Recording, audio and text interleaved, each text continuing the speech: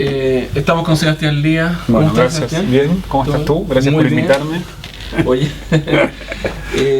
bueno, en tu presentación está documentalista, creativo, pero también está este lado que acabas de revelar en televisión, que ya venía como dándose aquí el tema del medio. De ser medio, sí. Y yo te he escuchado en varias oportunidades hablar del tema del duelo, sobre todo con mamás que han perdido hijos y todo esto. ¿Cómo te has relacionado con esta mamá y con este proceso?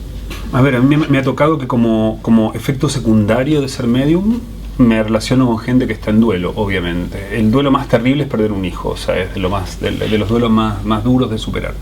A mí me ha pasado dos cosas fundamentales, digamos. Primero, fue que conocí gente que había pasado por situaciones de muchísima tristeza por la muerte de un hijo, y cuando uno pasa una situación de duelo se transforma como en otro tipo de persona, ¿no? Yo creo que la gente que ha pasado por dolores tan grandes tiene una transformación respecto a la forma en la que se relaciona con los otros. Son gente que se ponen mucho más maternales, que tienen como una capacidad de aceptar con su entorno, con una capacidad de aceptar. La gente que está en un proceso de duelo positivo, ¿no? Hay otros procesos de duelo que son totalmente negativos. Un proceso de duelo positivo para mí se enmarca en cierto tipo de cosas. Lo primero tiene que ver con hablarlo.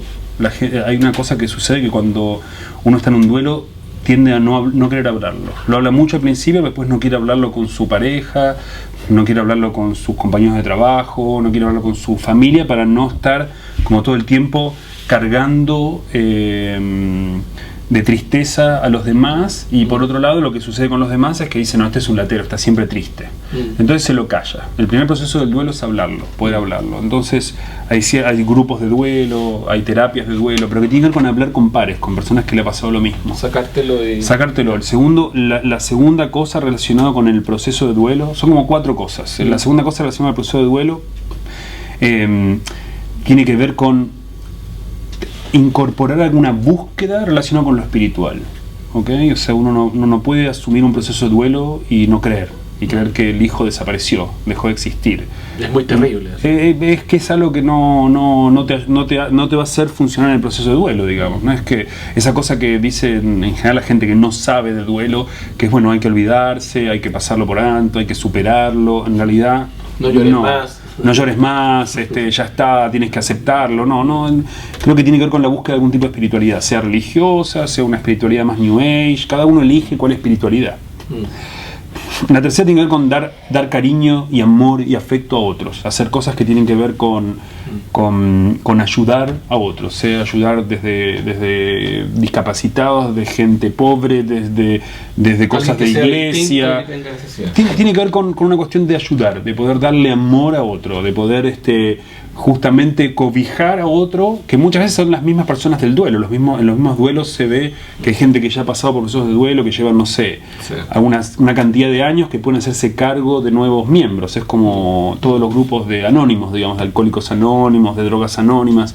Siempre hay algún monitor que ya pasó por eso. Y eso es como funcional a los grupos de duelo. Perfecto. Y el cuarto tiene que ver con aceptar que hay un dolor, ¿ok? Y focalizar ese dolor. O sea, lo que sucede mucho con las mamás que pierden hijos es que están todo el tiempo pensando en eso. Y la recomendación, o lo que yo he visto relacionado con gente que está en un proceso de duelo saludable, es que focalizan, ¿saben? Se acuerdan a la mañana, se acuerdan a la noche, van cada tanto al cementerio, se estructuran el dolor para que suceda en un momento y que no esté todo el día, sino que lo acomodan dentro de su vida. Y a propósito de eso, en muchas sesiones también te he visto el tema de los objetos, o de concentrar como, no sé, la conexión con algo, con algo físico, o con un recuerdo también puede ser. Mira, muchas veces las personas hacen algún tipo de altar con fotos y con velas, digamos, que eso puede ser como físico, sí. Las animitas, pero dentro de sus casas, digamos, o en los jardines de sus casas, tener un lugar físico con el que relacionarse. Hay una cosa muy interesante en el duelo de las religiones. Yo he recorrido como bastantes religiones, y el duelo más occidental, digamos, que tiene mejor desarrollo para mí, es el del judaísmo. El judaísmo tiene una estructura relacionada con el duelo que el catolicismo no copia, digamos, y que tiene que ver con cuando una persona se muere, durante las siguientes 7 noches se juntan todos sus amigos o sus parientes en una mesa a hablar de la persona que falleció, a contar anécdotas, a contar historias, como hacerle como el resumen de la persona que falleció. Lo segundo, se tapan los espejos. ¿Ok? Se tapan los espejos, hay 2 interpretaciones. Uno, se tapan los espejos para no verse reflejado, no ver reflejado la pena, que la pena no se refleje en un espejo.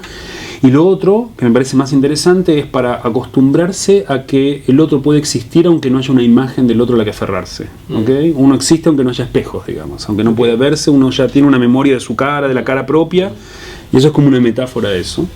Y después de que la persona que está en duelo tiene la obligación de demostrar que está en duelo. Tiene que no bañarse durante una semana, tiene que ir desasiado. En el duelo judío se rompen la ropa. ¿Okay? Hay una cosa de romperse la ropa que desde afuera los árabes lo tienen eso. Cuando uno ve cuando se pegan y cuando golpean el suelo y cuando se ensucian y cuando se rompen la ropa, no es un ataque de histeria, es parte de un ritual religioso que tiene que ver con mostrarle al mundo que uno está triste. Porque ahí entra la otra figura, que también es muy escasa, que es la de la persona que acompaña a la persona que está en duelo, aunque no comparte ese duelo, sino eso de poder tener la obligación de ir y escucharlo, de sentarse al lado. La gente cree que cuando se encuentra con alguien en duelo tiene que decirle algo. En realidad no hay que decirle nada, hay que callarse la boca y escucharlo, y hacer silencio y escucharlo, y no tiene que darle consejos o darle palmaditas en el hombro, que son las cosas que a uno lo hacen sentir incómodo, digamos, ¿no? De cuando uno se encuentra con alguien que está con dolor y con un duelo y con la muerte de un hijo, en general trata de desaparecerse. Y entonces justamente es muy importante la figura de los amigos y de la gente que apoya ese duelo. Los hombres tienen la obligación de no afeitarse durante un mes, o sea, mostrar el dolor para afuera, sacarlo para afuera y no quedarse para adentro. No pueden bailar durante un año. Mira. Sí, interesante. Bueno, muchas gracias, Seba. Eso es todo. Vale, muchas gracias. Pero antes te voy a regalar un libro de Hugo Cabret. Me encantó. Ediciones SM. ¡Ay, qué bonito! Bonito, ¿no? Bonito, precioso. Viene con todo el... Vale. Eso. Muchas gracias, querido.